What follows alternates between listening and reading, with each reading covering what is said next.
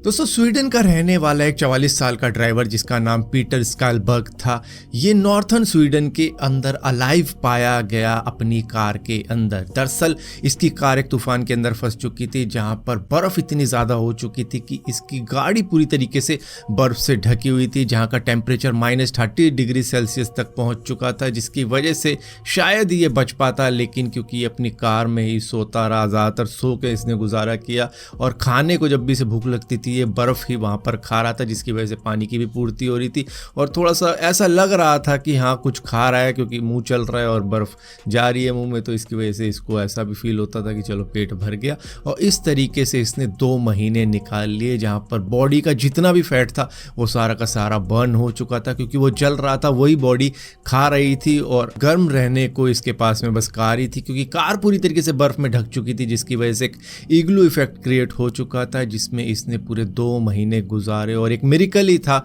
डॉक्टरों के लिए कि ये ज़िंदा बच गया, क्योंकि जब रेस्क्यू टीम ने इनको देखा तो मतलब वो भी हक्के बक्के रह गए थे, ये कैसे ज़िंदा है इस तरीके से सर्वाइव करके 2 महीने के बावजूद भी। दोस्तों 2005 के वक्त में इटली के प्राइम मिनिस्टर बार्लुस्कोनी ने मजाक उड़ाया था फिनलैंड की कुजीन का। उनको दरअसल रेंडियर खिलाया गया था बना के अच्छे तरीके से, लेकिन उनको वो पसंद नहीं आया, जिसके बाद में उन्होंने उसका मजाक उड़ाया और थोड़ी बहुत इंसल्ट भी कर दी। तो फिनलैंड को इस बात का काफ़ी ज़्यादा बुरा लगा था, लेकिन वक्त का दस्तूर देखिए कि 2008 के करीब में इंटरनेशनल फूड कॉन्टेस्ट के अंदर फिनलैंड का ही फूड कॉम्पिटिशन जीत जाता है और वो क्या करते हैं, ट्रोल करने के लिए इटली के प्राइम मिनिस्टर बर्लुस्कोनी को वो वही नाम दे देते हैं पिज़्ज़ा का भी। दरअसल वो पिज़्ज़ा के कंपटीशन में जीते थे जहाँ पर उन्होंने रेंडियर का ही पिज़्ज़ा बनाया था और उस पिज़्ज़ा का नाम उन्होंने रखा था पिज़्ज़ा बर्लुस्कोनी। जी हाँ, प्राइम मिनिस्टर का ही नाम दे दिया था कि ले भैया अब तेरे नाम पे ही जिता देते हैं, तूने मजाक उड़ाया था ना इसी का, अब ये ले जीत गया।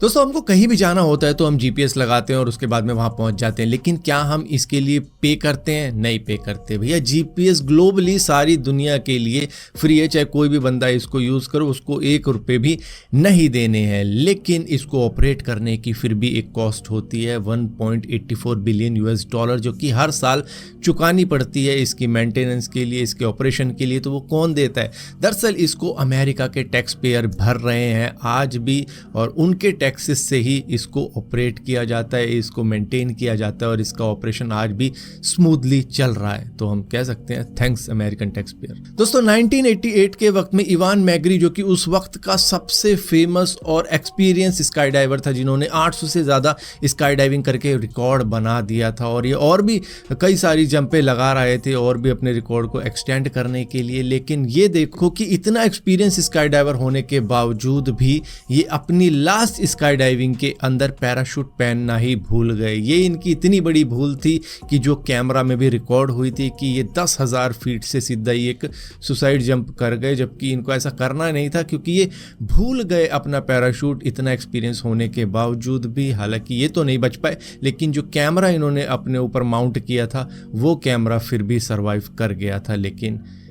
ये बहुत बड़ी भूल कर गए, क्योंकि होता है ना कि जब ज़्यादा कॉन्फिडेंस आ जाता है तो मैं तो ये भी कर लूँगा वो भी कर लूँगा, लेकिन उसी कॉन्फिडेंस के अंदर हम अपनी एक मिस्टेक कर देते हैं जो कि लाइफ थ्रेटनिंग होती है। दोस्तों 1990 के वक्त में पेप्सी ने अपना एक नया प्रोडक्ट इंट्रोड्यूस किया था जो था क्रिस्टल पेप्सी। मतलब पानी के जैसे कलर की वो पेप्सी थी, जैसे कि आज स्प्राइट काफ़ी ज़्यादा बिकती है। हालांकि उसकी बॉटल हरी होती है, लेकिन इन्होंने सब कुछ क्रिस्टल क्लियर रखा था ताकि पानी की तरह दिखे। उस वक्त में कोका कोला ने भी सेम चीज़ की थी और उन्होंने भी इंट्रोड्यूस कर दिया था टैब क्लियर करके अपना एक नया प्रोडक्ट, जो कि सेम ही था, पेप्सी के जैसा ही था। और वो उन्होंने इंटेंशनली किया था ताकि मार्केट में पेप्सी की रेपुटेशन थोड़ी सी डाउन कर दें, क्योंकि उन्होंने अपने प्रोडक्ट टैब क्लियर की प्रमोशन काफ़ी ज़्यादा नेगेटिवली करी थी, और वो सारी चीज़ें सिर्फ वो इसलिए करना चाहते थे ताकि क्रिस्टल पेप्सी को बर्बाद कर दे कि ये ना चल पाए इनका नया प्रोडक्ट। और एक्चुअली में अपनी बुराई करने के बावजूद भी, प्रोडक्ट को डिफेम करने के बावजूद भी वो काम करा था, और लकीली ये प्लान ने दोनों ही प्रोडक्ट को सिर्फ 6 महीने में डिसअपीयर कर दिया था, क्योंकि किसी ने